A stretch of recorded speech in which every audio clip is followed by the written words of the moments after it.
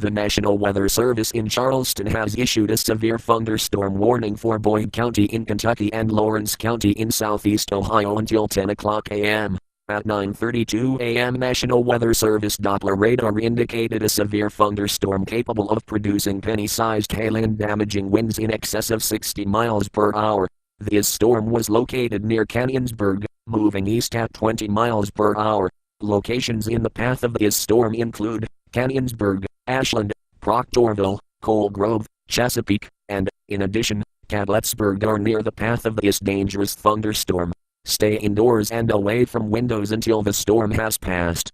Please report strong winds or hail to the National Weather Service by calling toll-free 877-633-6772 when you can do so safely.